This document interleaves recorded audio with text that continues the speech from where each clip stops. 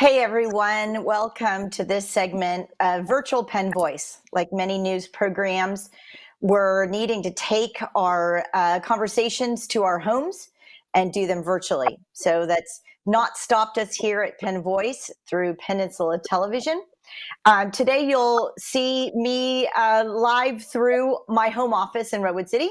So you may see a golden retriever walk through. You may hear the UPS driver delivering packages. Just know that, like many of you, life goes on behind the door. But today we have a really fun guest, Lisa Hicks-Dumanske, who has just joined the Redwood City Library Foundation. Lisa, you joined at a really interesting time. And so before we jump into the conversation about the Redwood City Library Foundation, why don't you tell us a little bit about you and your journey to the Redwood City Library Foundation before we jump in to the foundation itself? Sure. Well, thanks for having me. I grew up in Redwood City. I've lived here most of my whole life, and I've always worked locally. And was the first person in my family to go to college. Was educated here in the Redwood City schools. Went to Kenyatta, then went to San Francisco State, and then came back and made a conscious decision to try to work where I live and be part of the community. So I worked in community organizing and in development at a local faith-based community organization. And then I worked at Curiosity for many years. And now I have transitioned to the Redwood City Library Foundation. But I was on the library board for 7 years, so I was well aware of the impact that the foundation had on the library and just the library in general, of everything that it does for the community. Well, we should let everybody know that you're just about 3 weeks on the job. So, no Yeah. crazier time than to enter a new organization. And as you said, it wasn't necessarily very new to you because you'd been on the board for several years. But certainly now wearing the operations hat and having to navigate not only a new job, but life as COVID-19 has brought to us. So, for our viewers, just before we jump in, there's definitely a different role between the Library Foundation and the actual libraries itself. Give us the difference between the two roles. Right. Well, so the library is a city-run organization, is funded by our taxes and the city. And it has many supporting organizations, one of which is the Library Foundation, which is whose job is to resource the library. Anything that the library needs funding for beyond what the city provides, then the foundation is there to resource the library. But we're one of many supporting organizations. So I was on the library board, which is sort of the governing board of the library, a citizen advisory council to the library. And now the foundation is a separate 501c3 charged with resourcing the library. So its main job is fundraising the important programs. But there's many other supporting organizations for the library. There's the archives committee, and then there's the friends of the library that support the bookstore, and there's Project Read, which has Mhm. also its own board. So there's many supporting organizations for the library, and the Library Foundation is just we're all under the umbrella of the library. All of our mission is to support the library, and ours is mostly just to resource the library for all the special projects. Right. So, why don't you give us a couple of examples of what the Library Foundation has funded in the past? Well, currently, we're funding the makerspace, so the renovation of the downtown library. The old computer lab is being repurposed into a makerspace. We make space, which I think is going to be even more important. Just imagine now, if that was an open space, the kind of things that people could be sewing masks, they could be using 3D printers to build face plates and things like that. So it's a makerspace. We are also funding the Redwood Shores Library, the renovation of the interpretive center there. And the foundation also supports career online high school. So for folks who want to get their high school diploma online, that's something that the library funds. We also fund the biggest program, which is Bridging the Digital Divide. So that's Mhm. providing hotspots for folks that don't have internet access. It's a device that allows them to connect whatever device they have, or they've even gotten those devices as loaned through the library. And I know you know that through the Peninsula College Fund, how Right. important it was to keep those students connected. So building the digital divide is another really big program that the library supports. And that all happens through the foundation fundraising. And so, again, being the foundation director for just 3 weeks, I know that a lot of this pivoting was happening with the foundation and its board in dealing with the gaps that the library itself may be realizing. Now, picture for all of us in this community, we no longer have a space that we can go as we Yep. might with a library, which was much more than just checking out a book, as you were talking about with the makerspace, with learning space, with the ability to get free internet and connection, with the ability to get tutorial work, and even as a recreation and fun spot for young children to go and learn. That isn't available. So the foundation is now trying to pivot about how to bring some of these programs to people's homes and to ensure that they have the digital access. So now COVID-19 is amongst us, and libraries look a little bit different. How is the foundation then resourced and helping to pivot with that?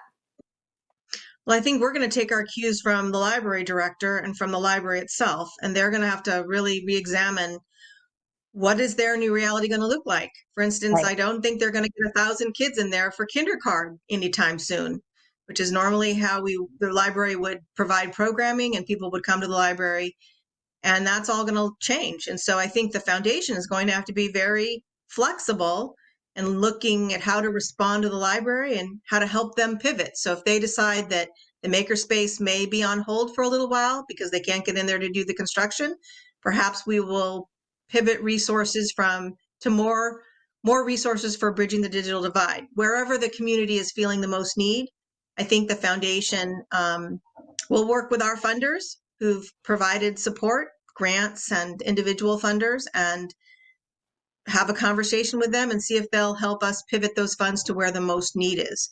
Only 3 weeks on the job.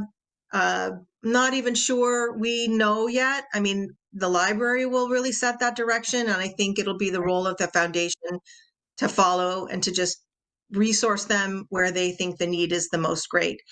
And I think most funders are pretty understanding right now that everybody has to re-examine what's in front of them and how to respond. So I'm pretty confident the funding will remain. I think there's going to be even more opportunities for people to support our community through the library. And I'm not sure Right. what that's going to look like in the next few months, but we have a great board and they have great vision, and I think we'll partner together to figure that out. I think what we're seeing with the conversations that at least I've been having through Penn Voice and recently, we tend to break up the conversation to what were you doing prior to COVID-19? What are you doing now that makes you operate differently? And then what will you look like in the future? But I really see that the strongest organizations are one like the Redwood City Library Foundation and the Redwood City Library, who have set up these partnerships well in advance of any local crisis, whether it's a climate crisis or whether it's a pandemic or whether it might be an economic crisis. The organizations that have already set up these partnerships that do have the ability to pivot, to be innovative, to do something differently, to react to an outside changing force. So for that, we know that very soon those gaps will be met because there's already the structure and infrastructure in place. I commend you. What's happening on sort of the regional level? I know prior to COVID-19, Redwood City was one of the leaders in making sure that library systems up and throughout the county were partnering and collaborative, as well as I know the foundations are thinking about the same thing. What do we look like in the future? We're still collaborating. There's definitely a roundtable of Library Foundation EDs. We're actually already met last week, and we're creating a grant proposal on a very big regional level in order to ask for digital divide funding that will impact, 1 million people rather than the 10,000 in each spot or 25,000 in another spot. But looking at the whole region and just saying, look, by having resourcing that we can really use at a regional level, we can have even more impact. I think every library in the country, especially here, has already been connected through regional networks. We're connected through Peninsula Library System, through the state library system. So funding comes from top down, but it also comes from bottom up. So every organization is sharing resources, and they're all talking to one another. I mean, I've only been on the job for 3 weeks, and I've already been talking to people, and there's already an established network and an established collaborative tone. It was already there, and now it's even more rigorous, I would say. Right. Yeah. So as we look forward, so now Mhm. we're thinking about as jobs, a few more essential jobs may be coming back. We're looking now at recovery conversations. What does it look like for the Library Foundation for the future? For recovery, I would say that we would probably need to get the word out that there are some programs that may be on hold for a little while. That doesn't mean Mhm. they're not going to continue to be a priority. That just means they're going to be on hold for a little while. And in the meantime, we're going to be meeting other acute community needs, such as getting people connected. I mean, just imagine what this shelter place in like, imagine sheltering in place without an internet connection. Mm. I mean, you would feel so alone and so misinformed, and it's just not acceptable in this tech world right now. So really reaching out and getting everybody connected is going to be a priority. Um, so I think the priorities are still there. We just may have to reshuffle them a little bit and get the word Yeah. out to our community imagine what your life would be like if you weren't connected. And if you really want to help your community, then there's ways to give through the library. The library itself has a whole COVID-19 resource page on their website.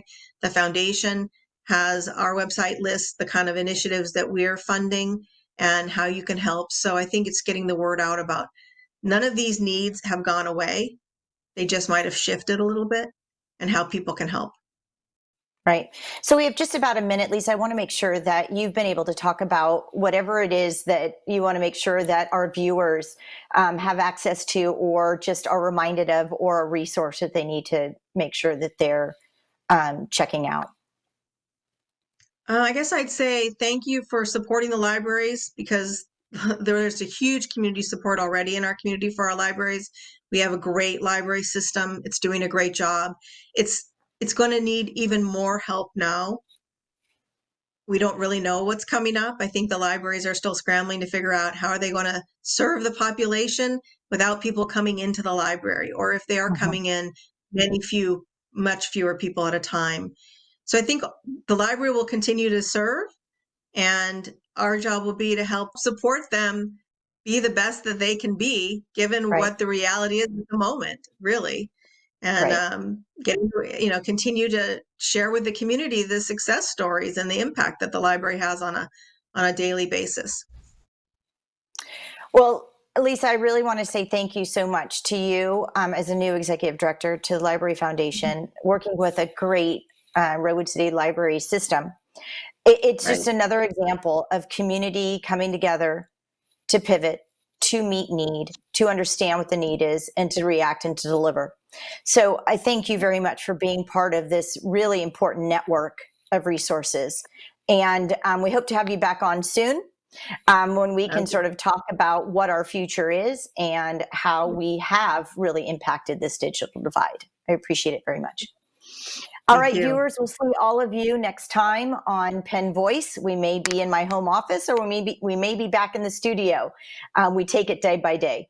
But until then, let's continue to have community conversations, keep the lines open, and use Peninsula Television as your resource for the local community conversation. Thanks again, and we'll see you next time.